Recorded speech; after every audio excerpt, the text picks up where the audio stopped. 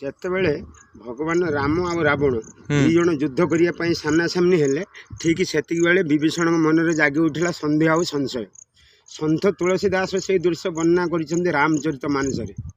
ବିଭୀଷଣ କହୁଛନ୍ତି, ପ୍ରଭୁ ରାବଣ ରଥ ଉପରେ ଠିଆ ହେଇଛି, ପ୍ରଭୁ ତମେ ଭୂମି ଉପରେ ଠିଆ ହେଇଛ, ପ୍ରଭୁ ରାବଣ ଛାତିର କବଚ ବନ୍ଧା ହେଇଛି, ପ୍ରଭୁ ତମ ଦେହରେ ଖାଲି ସୂତା ଲଗା ଟିକେ ପଡ଼ିଛି, ତମ ଦେହ ଫାଙ୍କା, ପ୍ରଭୁ ରାବଣ ହାତରେ ମାନେ ଢାଲ ଅଛି, ପ୍ରଭୁ ତମର ଢାଲ ନାହିଁ।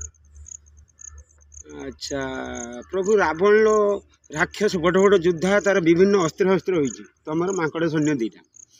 ମୋ ମନ ଭିତରେ ପ୍ରଭୁ ସନ୍ଦେହ ହେଉଛି ରାବଣ ସହିତ ଯୁଦ୍ଧ ହେଲେ ରାବଣ ଯୁଦ୍ଧ ଜିତି ନେଇଯିବ। କାହିଁକି ଜିତି ନେବ ନା, ତମେ ଯେତେବେଳେ ଗୋଟେ ସର ମାରିବ ତା କବଚରେ ବାଜିକି ତମ ସରଟା ତଳେ ଗଳି ପଡ଼ିବ, ତା ଦେହ ଭିତରେ ଗଳିବନି। ସିଏ ଯେତେବେଳେ ସର ମାରିବ ତମ ଦେହ ଫାଙ୍କା, ସେ ସରଟି ତମ ଦେହରେ ଗଳିଯିବ, ଗଳିଗଲେ ତମେ ହେଉଛି ମାନେ ତମେ ହାରିଯିବ। ପ୍ରଭୁ କହୁଛନ୍ତି, ଇଏ ଦୟାର ଅବତାର ଶ୍ରୀରାମ ଉତ୍ତର ଦେଲେ, କହିଲେ ଶୁଣ ବନ୍ଧୁ, ଯେଉଁ ରଥ ଚଢ଼ି ବିଷୟ ହାସଲ କରାଯାଏ ସେଇଠି ସମ୍ପୂର୍ଣ୍ଣ ଅଲଗା, ତାହାର ମହିମା କହୁଅଛି, ତମେ ସ୍ଥିର ଭାବରେ ଏକାଗ୍ର ଚିତ୍ତର ଶ୍ରବଣ କର। ପ୍ରଭୁ କହୁଛନ୍ତି, ତମେ ଦେଖୁଛ ରାବଣର ରଥ ଅଛି, କବଚ ଅଛି, ଢାଲ ଅଛି, ଅସ୍ତ୍ର ଅଛି, ବଡ଼ ବଡ଼ ସୈନ୍ୟ ଅଛନ୍ତି।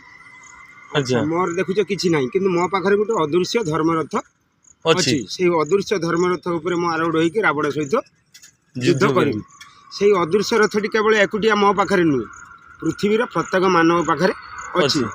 ସାଧାରଣ ମାନବ